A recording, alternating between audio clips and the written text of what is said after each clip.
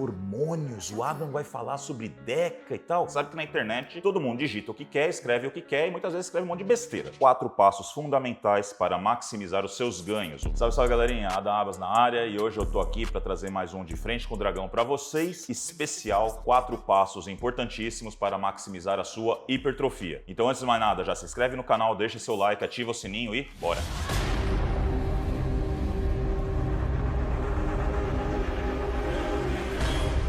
E aí galera, como é que vocês estão? Então mais uma vez hoje de Frente com o Dragão pra vocês, trazendo um pouquinho sobre informações que são muito úteis, né? Porque eu acho que, cara, vamos falar a verdade, tem muita informação hoje na internet, cada um falando o que quer sobre não, ganhe 5 quilos de músculos em 3 dias, perca 50 quilos de banha em 2 meses e infelizmente a gente sabe que não é bem assim que as coisas funcionam, certo? Então, aqui na Dragon Pharma nós temos sempre o compromisso de trazer pra vocês informações de qualidade, pautadas sempre em estudos científicos e hoje eu resolvi trazer pra vocês 4 passos fundamentais para maximizar os seus ganhos, ou seja, para maximizar a sua hipertrofia. Galera, eu tentei pensar sucintamente 4 passos que são importantes, abordando tudo associado ao processo de hipertrofia, desde treinamento, nutrição, hormônios e suplementação. Nossa, hormônios, o Adam vai falar sobre DECA e tal? Não, galera, não vai ser bem assim, tá bom? Hoje nós vamos falar sobre ambiente hormonal, como que o ambiente em si vai propiciar maiores ganhos dentro da academia e fora dela. O primeiro princípio que eu quero trabalhar com vocês aqui, o primeiro passo fundamental, e esse tem que ser a mãe de todos, gente, é o princípio básico de treinamento, que é a sobrecarga progressiva, ou o Progressive Overload. Gente, esse princípio básico, ele é tão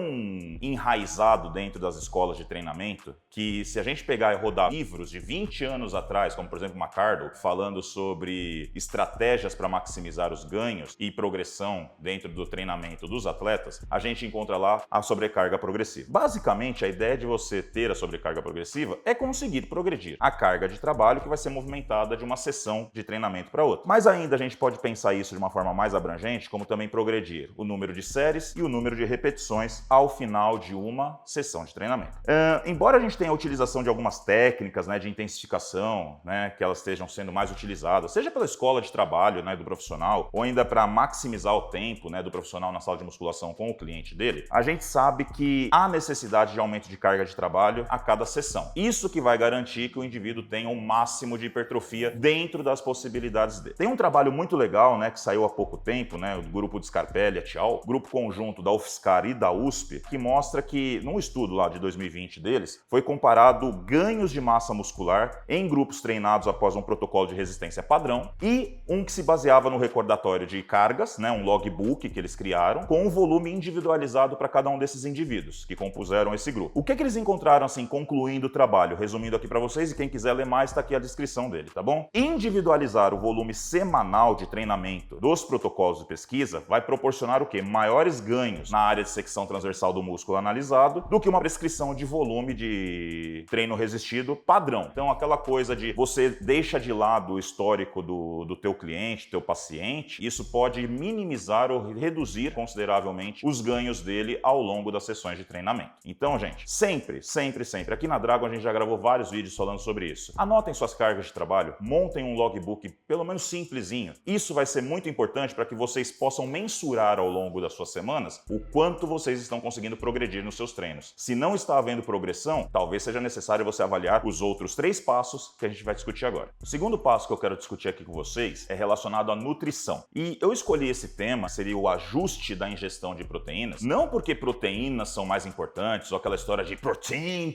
Na verdade, a gente tem vários estudos hoje que a gente fala que talvez tanta proteína não seja tão necessário, mas a gente vai pautar em cima desse assunto, que é uma dúvida muito comum, né? Geralmente o praticante de musculação, ele tem ali uma dúvida de quanto de proteína que ele tem que ingerir no dia para poder ter uma maior síntese proteica, se ele tem que dividir isso no dia, quantas vezes no dia ele tem que ingerir proteína, se ele tem que comer proteína em todas as refeições. Então, assim, o que a gente tem hoje de concreto? O que a gente tem hoje de fisiologia do exercício aplicada à alta performance e nutrição esportiva? Bom, dados de algumas pesquisas mais recentes, né, vão mostrar pra gente que não tem um limite de absorção, certo? De quanto de proteína a gente vai absorver numa única refeição, mas não necessariamente toda essa proteína absorvida vai ser direcionada para síntese proteica. Alguns estudos vão mostrar que porções maiores de proteína, por exemplo, 40 gramas da refeição, são superiores a quantidades menores, por exemplo, 20 gramas, certo? Para síntese em indivíduos treinados. Ou seja, a sinalização de treinamento maximiza a captação ingestão de aminoácidos provindos lá da alimentação e também a sua utilização para síntese proteica muscular. O que a maior parte das pessoas não entende, né, e que a gente tem que deixar bem claro, é que nem toda a proteína que vai ser absorvida, ou seja, proteína que vai ser quebrada em aminoácidos e vai ser absorvida lá no intestino, vai ser utilizada para síntese proteica muscular. Síntese proteica, gente, pode ocorrer em todos os nossos tecidos, na pele, nos nossos órgãos, nos nossos ossos, no sistema nervoso. Então a gente tem que esquecer um pouco essa ideia de que proteína é igual músculo, tudo bem? Existe uma questão necessária aí que a gente tem que avaliar, que é o balanço energético total do dia, se o cara tá numa restrição calórica muito grande ou se ainda ele tá ingerindo o mínimo necessário. E aí vem a questão de quanto que é o mínimo necessário. Com certeza você já deve ter ouvido falar do Stu, para quem não conhece, Stuart Phillips. Ele fez uma revisão em 2018, que tá aqui para vocês, e ele faz um apanhado geral de recomendações para maximização de hipertrofia. Então vamos pensar primeiro em indivíduos que estão num balanço energético geral, certo? 0 a 0. Então, consumo de aproximadamente 0,4 gramas por quilo de massa corporal para estimular ao máximo a síntese proteica muscular após um período de repouso ou exercício exaustivo de resistência, puxa ferro.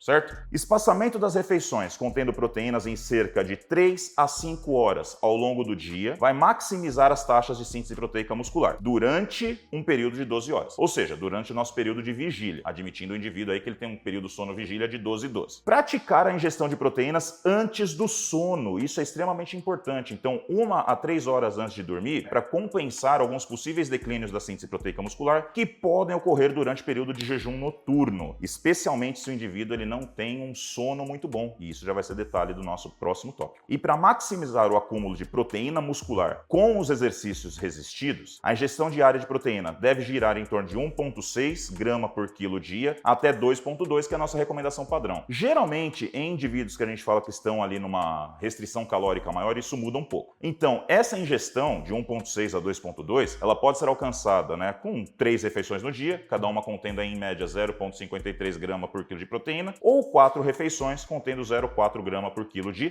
proteína. 4 refeições no dia, gente, parece ser já o suficiente, adequado para você maximizar a sua síntese proteica. Agora, em indivíduos que estão em restrição energética, estão ali num pré-contest, por exemplo, as necessidades de proteína diária elas serão maiores do que no período de balanço energético 0 a 0, para a gente conseguir promover a manutenção ou ainda o aumento na massa muscular do indivíduo. Essa é aquela historinha do é possível crescer em déficit calórico? Até é, especialmente se a gente não estiver trabalhando aí com déficits calóricos muito agressivos, então na faixa de 400 calorias abaixo do seu gasto energético total. O exercício de resistência tem que ser realizado durante a restrição de energia para promover uma retenção de massa corporal. Atletas que precisam baixar de peso por um período prolongado, então utilizar sempre fontes de proteína de alta qualidade, por exemplo, whey protein, uma caseína, ou ainda uma mistura de cada um, certo? E eles devem ser escolhidos para otimizar o controle do apetite e garantir conformidade dietética. Ou seja, a ideia de que proteínas podem auxiliar durante o período de pré-contest por promoverem saciedade, isso é verdadeiro. Mas é evidente que não só elas sozinhas. A gente tem que levar em conta também o quê? Todo o contexto dietético do atleta ou do indivíduo que está fazendo dieta. Então, uma alta ingesta de fibras também pode auxiliar bastante na ideia da saciedade. E, com certeza, uma ingesta adequada de carboidratos, mesmo em período de pré-contest, também vai auxiliar você a garantir a sua manutenção de massa magra. Para garantir, então, retenção de massa corporal nesse indivíduo que estava no pré-contest, a ingestão de proteínas ela pode girar de 2,3 até 3,1 grama por quilo. Indivíduos adultos que não praticam exercícios, que têm um maior percentual de gordura e estão querendo baixar um pouquinho de peso só na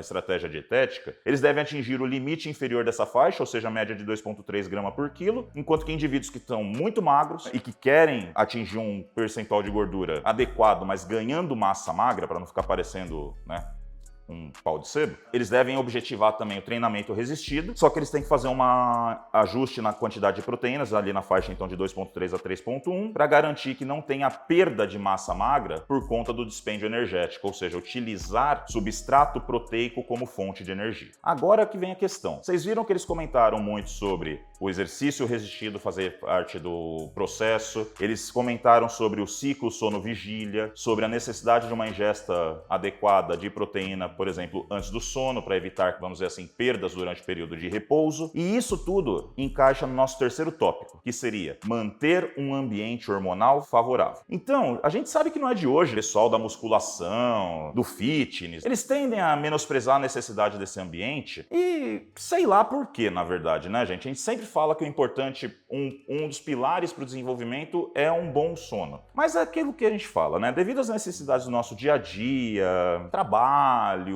entregar, cada vez a gente vê uma qualidade de sono e descanso da população indo por água abaixo. E isso pode ser um problema que vai ali desde alterações no humor, né, do indivíduo, até alterações mais sérias com relação à secreção diária de alguns hormônios, tá bom? E desregulação na secreção desses hormônios, como por exemplo a testosterona, o IGF-1, além de poder descompensar a secreção do cortisol. Ninguém tá falando que cortisol é ruim, gente, mas só que quando a gente tem essa descompensação no balanço entre testosterona, IGF, cortisol, isso pode propiciar, especialmente se o indivíduo tá num ambiente dietético ruim e com excesso de treinamento, aquela coisa, o cara quer emagrecer a todo custo, ele treina que nem um doido, ele come mal pra caramba e ainda por cima não dorme bem, isso poderia propiciar o quê? Uma diminuição na síntese proteica ou ainda propiciar um aumento no catabolismo muscular. Ou seja, você nem vai sintetizar, você vai catabolizar. Bom, alguém, né, por isso que eu falei da questão do ambiente hormonal, poderia virar pra mim e falar assim, mas e se o indivíduo estiver hormonizando? Gente, não vai fazer grande diferença, tá bom? Porque o metabolismo energético, de certa forma, ele também é regulado pelos processos do ciclo sono-vigília. Então, não é só utilizar recursos ergogênicos, tá bom? Então, a gente tem algumas revisões que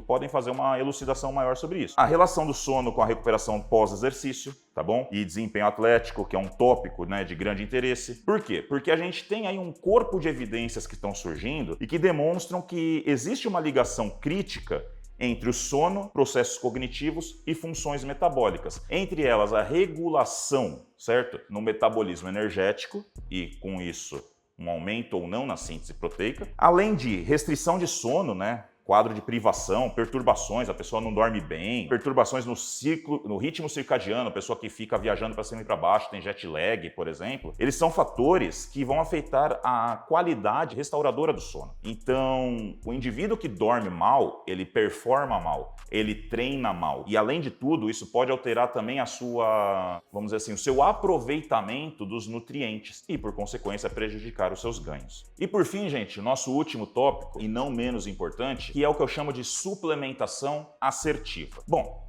nos últimos anos a gente tem tido um acesso irrestrito à informação e nem sempre isso é informação de qualidade, né, gente? A gente sabe que na internet todo mundo digita o que quer, escreve o que quer e muitas vezes escreve um monte de besteira. Especialmente associado aos chamados Performance Enhancing Drugs, certo? Os PEDs, que são as drogas de aumento de performance. Então, assim, uma grande parcela, né, dos praticantes de atividade física, atletas, costuma achar que suplementação não serve para nada se ele tiver que optar entre um suplemento ou um hormônio. Assim, eu não vou ser hipócrita. Um atleta de altíssimo nível, muitas vezes ele vai ter que fazer o uso de hormônios e muitas vezes talvez isso vai ser superior a fazer o uso de uma determinada suplementação. Especialmente quando a gente está falando de suplementações que não têm alto grau de evidências de funcionalidade. Por exemplo, BCAAs. Certo? Mas para a grande população, gente, geralmente o indivíduo que está buscando qualidade de vida, melhor estética, cara, não vale a pena o cara entrar nesse mundo sem bom conhecimento, sem uma boa orientação e deixar de lado uma suplementação que muitas vezes é muito boa, traz grandes benefícios, pode ser um excelente recurso ergogênico, mas ele cai na ideia de que, não presta para nada, vou gastar 200 conto com isso aqui, não vale a pena. Aí ele gasta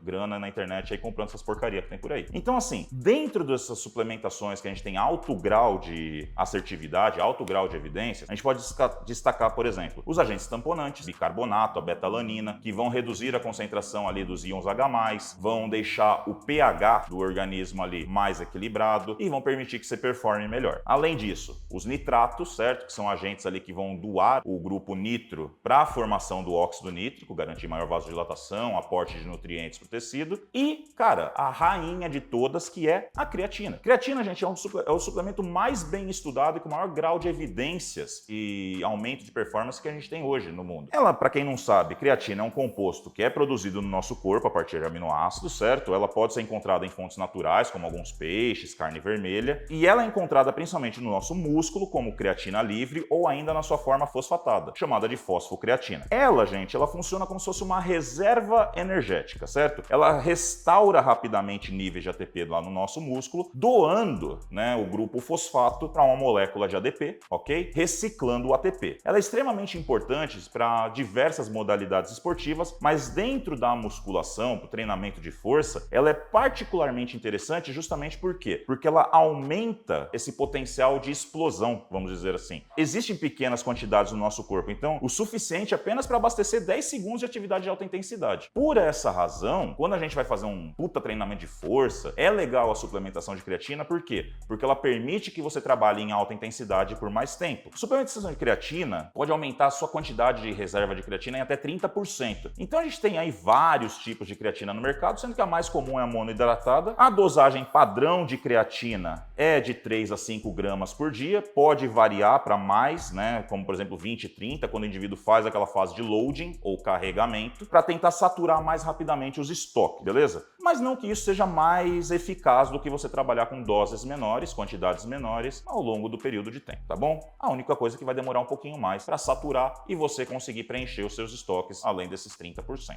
Galera, se vocês gostaram desse vídeo, então, de novo, não esquece de deixar seu like, se inscrever no canal, ativar o sininho e deixar aqui nos comentários se vocês querem mais conteúdos como esse. Às vezes pode parecer que, o Adam ele não quer falar sobre outros assuntos. Não, mentira, a gente já falou sobre vários assuntos aqui relacionados sobre ergogênicos. Mas a gente também tem que tirar essa ideia de que musculação, fitness, atividade física e melhora na qualidade de vida só dependem disso, tá bom? Muita gente não faz a lição de casa, quer treinar bem, quer se alimentar de forma adequada, dormir bem e utilizar coisas que funcionam. Demorou? Galera, até a próxima, tamo junto.